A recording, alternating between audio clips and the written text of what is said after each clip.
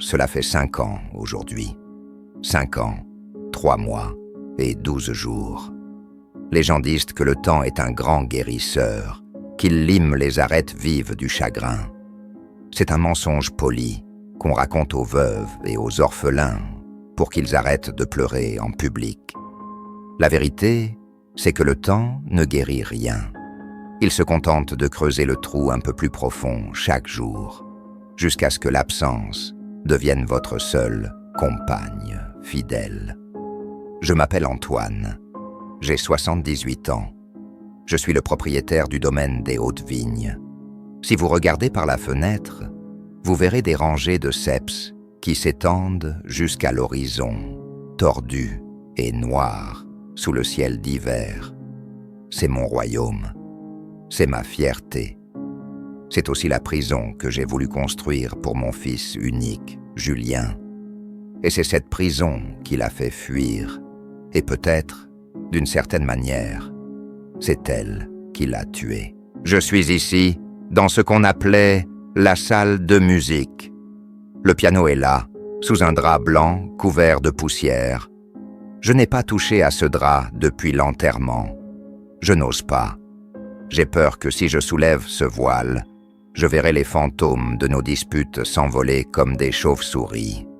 Mais aujourd'hui, j'ai besoin de parler. J'ai besoin de vider ce sac de pierre que je porte dans la poitrine. Julien était un enfant de lumière. Il ne ressemblait pas aux hommes de notre famille. Nous, les Valois, nous sommes des hommes de terre. Nous sommes trapus, nous avons les mains larges, la peau tannée par le soleil, et nous parlons peu. Julien, lui, était fin comme un roseau. Il avait les mains d'une femme, disais-je avec mépris à l'époque.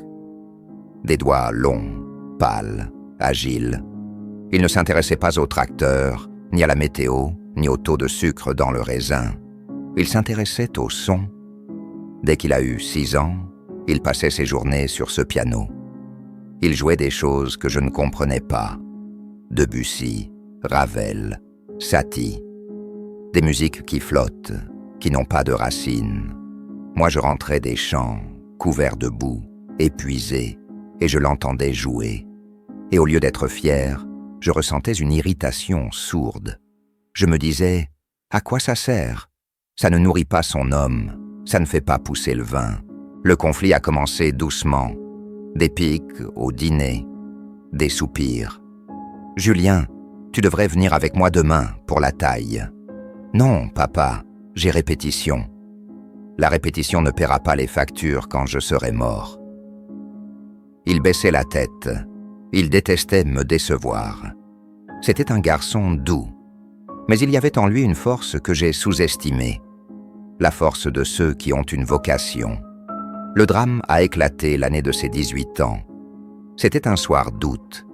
L'air était lourd, orageux. Nous étions à table. J'avais tout prévu. J'avais prévu qu'il irait à l'école d'agronomie de Bordeaux. J'avais prévu qu'il reprendrait le domaine. C'était l'ordre naturel des choses. Mon père l'avait fait, je l'avais fait. Il devait le faire. Je lui ai tendu la brochure de l'école. Il l'a regardée, puis il l'a repoussée doucement vers moi. « Papa », a-t-il dit d'une voix qui tremblait, mais qui ne cassait pas.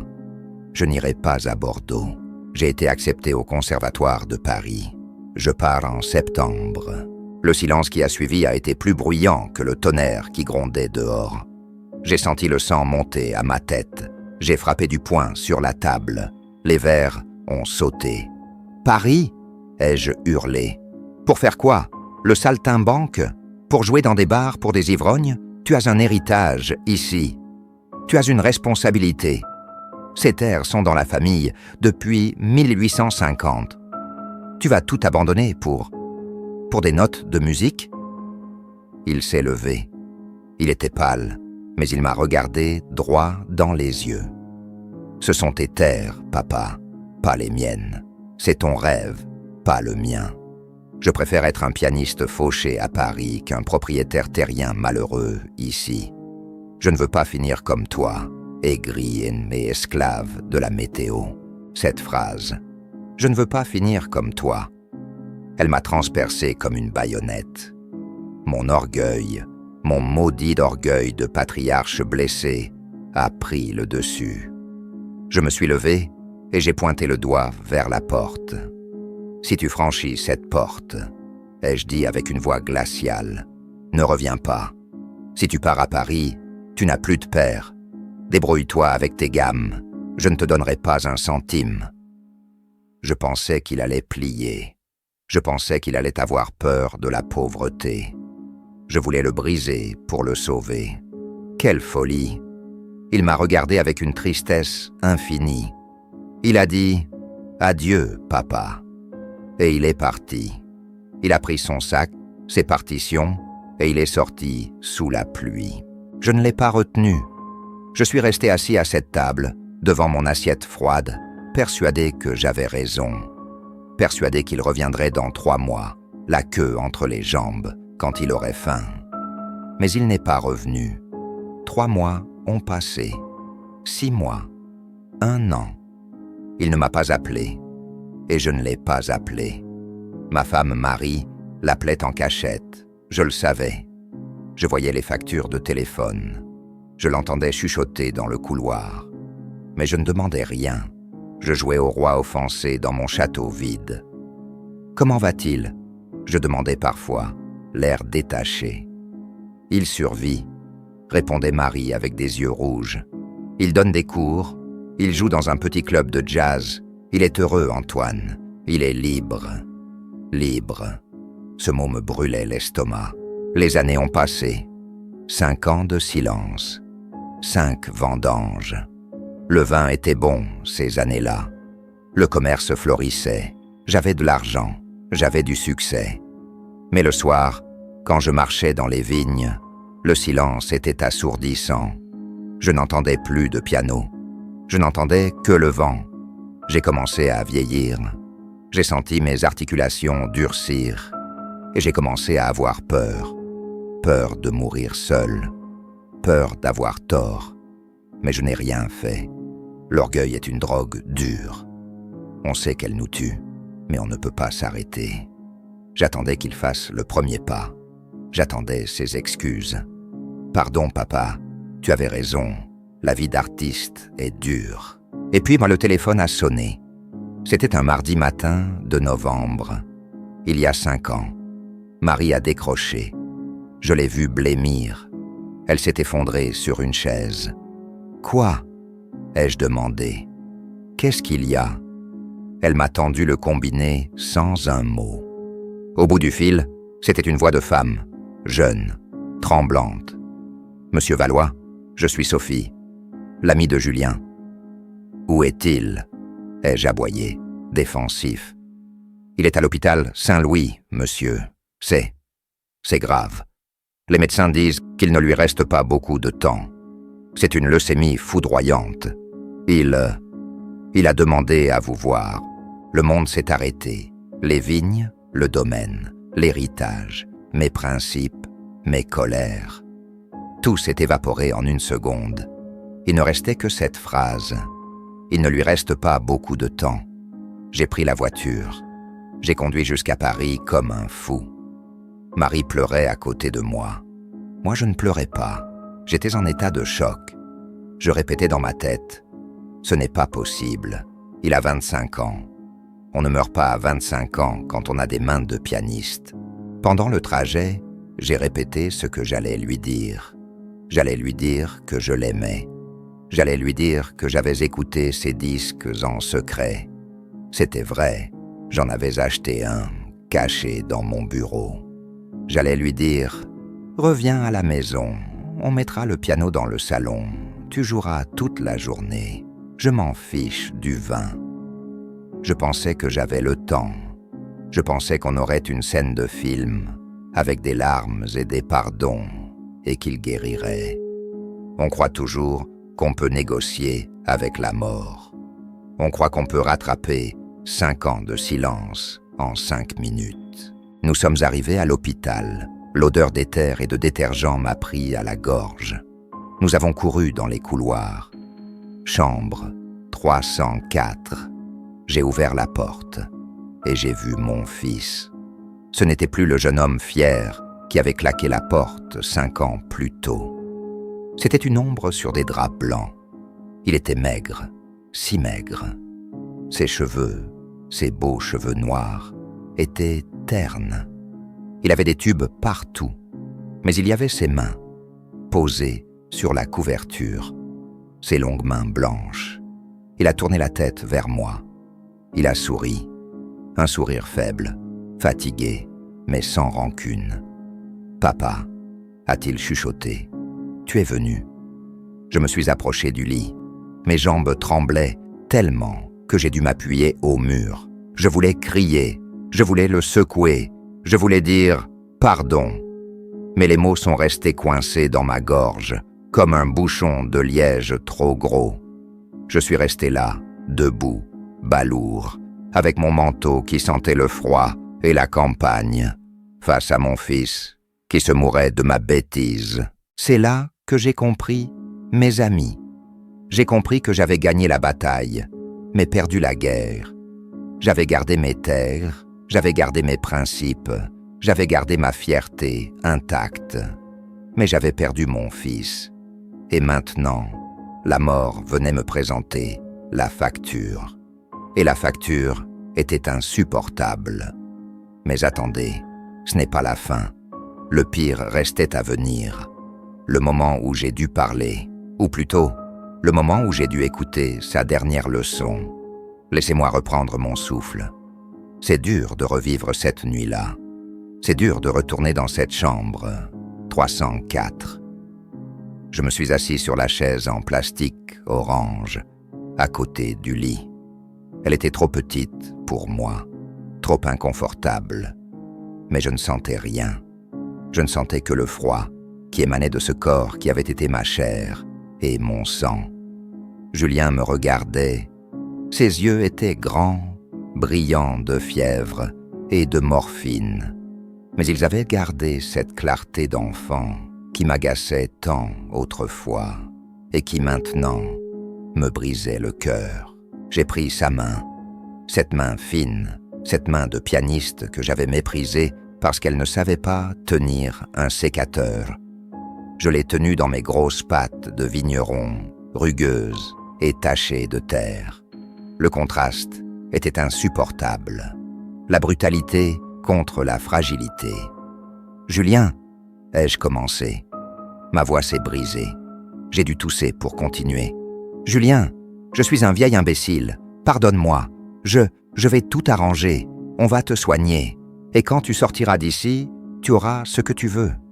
Tu veux le domaine ? Prends-le. Tu veux le vendre ? Vends-le.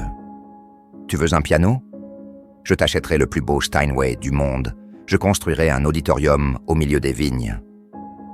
Juste, reste. Ne pars pas. » Il a souri. Un sourire doux, indulgent, comme si c'était lui le père et moi, l'enfant capricieux. Il a serré mes doigts.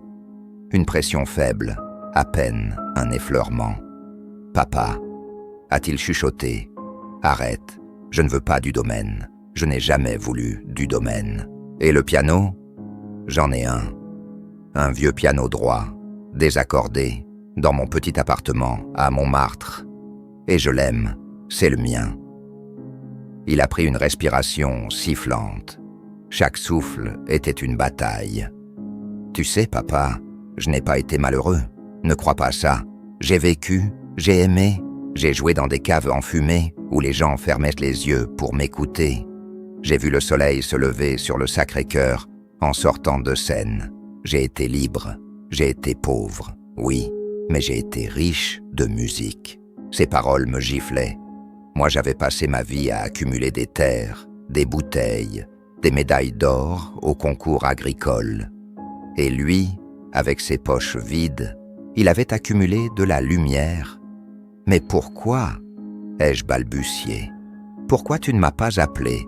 Pourquoi ce silence ? » « Parce que je suis ton fils, papa, » a-t-il répondu. « J'ai ton orgueil, j'ai ta tête de mule. Je voulais te prouver que je pouvais réussir sans toi. Et puis, J'avais peur que tu me rejettes encore, que tu me dises encore que ma musique ne valait rien. J'ai posé mon front sur le bord du lit. J'ai pleuré. J'ai pleuré comme je n'avais jamais pleuré, pas même à la mort de mon propre père. J'ai pleuré sur les 5 années perdues, 5 vendanges sans lui, 5 Noëls sans lui, 5000 occasions de lui dire « je t'aime » jetées aux ordures. « Je suis fier de toi », ai-je sangloté. « Je suis si fier de toi, mon fils. Tu es un artiste, tu es mieux que moi. Moi je ne fais que du jus de raisin. Toi, tu fais de la magie. » Il a eu un petit rire, vite coupé par une quinte de tout. « Le vin aussi, c'est de la magie, papa, » a-t-il dit quand il a repris son souffle. « Tu mets le soleil en bouteille, c'est un art. On faisait la même chose, toi et moi. On essayait juste de rendre le monde plus beau. On ne s'est juste pas compris sur l'instrument. » La nuit avançait. Le bip-bip du moniteur cardiaque était le seul métronome dans la chambre. À un moment, vers 3 heures du matin, il s'est agité. « Papa, » a-t-il dit, « tu veux bien m'écouter jouer ?» Une dernière fois. J'ai regardé autour de moi, paniqué. « Mais Julien, il n'y a pas de piano ici. » Il a secoué la tête. « Chut, écoute. » Il a levé ses mains. Il les a posées sur le drap blanc, sur ses cuisses, et il a commencé à bouger les doigts. Il jouait sur le drap. Il jouait un concerto silencieux. Ses doigts couraient sur les plis du tissu comme sur des touches d'ivoire. Il fermait les yeux, concentré, le visage transfiguré par l'effort et l'inspiration. Je voyais ses mains voler, frapper des accords puissants, caresser des notes aiguës. Il n'y avait aucun son, rien, juste le froissement du coton. Mais dans ce silence, je vous jure que j'ai entendu la musique. J'ai entendu toute la musique qu'il avait en lui. J'ai entendu sa joie, sa douleur, sa solitude, son amour. J'ai entendu tout ce qu'il n'avait jamais pu me dire avec des mots. C'était la plus belle musique du monde. Et j'étais son unique public. Il a joué pendant 5 minutes. Puis, ses mains ont ralenti. Le mouvement est devenu plus lourd. Un dernier accord. Une dernière note tenue, suspendue dans le vide. Ses mains sont retombées sur le drap. Immobile. Il a ouvert les yeux. Il m'a regardé. Il n'y avait plus de peur. « C'était beau, papa ?» a-t-il murmuré. « C'était magnifique, Julien. » ai-je répondu, la gorge serrée. C'était parfait. « Bien, » a-t-il soufflé. « Maintenant je peux dormir. Je suis fatigué. » Il a fermé les yeux. Le bip-bip a continué quelques minutes. Puis il s'est transformé en un sifflement continu. Une ligne plate sur l'écran. La musique s'était arrêtée. Je suis resté là longtemps. Je n'ai pas appelé les infirmières tout de suite. Je voulais rester encore un peu avec lui, dans ce silence qui n'était plus vide, mais rempli de sa dernière mélodie. J'ai embrassé ses mains sacrées, et je lui ai fait une promesse. Aujourd'hui, je suis de retour au domaine. Marie est morte de chagrin 1 an après lui. Je suis seul avec mes vignes. Mais quelque chose a changé. Je ne vends plus mon vin pour faire du profit. Je ne cours plus après les médailles. J'ai transformé la vieille grange en salle de concert. Chaque été, j'invite des jeunes musiciens, des pianistes, des violonistes, des gamins qui ont du talent mais pas d'argent. Je les loge, je les nourris et ils jouent. Ils jouent pour Julien et moi, le vieux vigneron bourru, je m'assieds au premier rang. Je ferme les yeux et j'écoute. Et parfois, quand le vent souffle dans les feuilles des vignes, je crois entendre ce concerto silencieux sur le drap blanc. Vous qui m'écoutez, vous les pères, vous les mères, regardez vos enfants. Vraiment. Ne regardez pas ce que vous voulez qu'ils soient, regardez ce qu'ils sont. S'ils veulent être musiciens, laissez-les jouer. S'ils veulent peindre, achetez-leur des pinceaux. S'ils veulent partir, donnez-leur des ailes, pas des chaînes. Ne faites pas mon erreur. Ne construisez pas un empire de terre pour vous retrouver roi d'un cimetière. La réussite, ce n'est pas ce qu'on laisse à la banque. La réussite, c'est de voir son enfant sourire. Moi, j'ai vu mon fils sourire une dernière fois. C'est mon seul trésor. Mais j'ai payé ce sourire au prix de sa vie. C'est trop cher. Beaucoup trop cher. Voilà, j'ai fini. Je vais soulever ce drap maintenant. Je vais ouvrir le piano. Je ne sais pas jouer.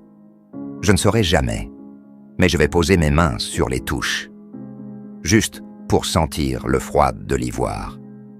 Juste pour être un peu plus près de lui. Adieu, mes amis. Et par pitié, aimez vos enfants vivants. Aimez-les vivants. C'est là que j'ai compris, mes amis. J'ai compris que j'avais gagné la bataille, mais perdu la guerre.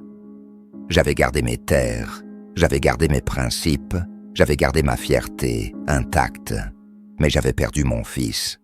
Et maintenant, la mort venait me présenter la facture. Et la facture était insupportable.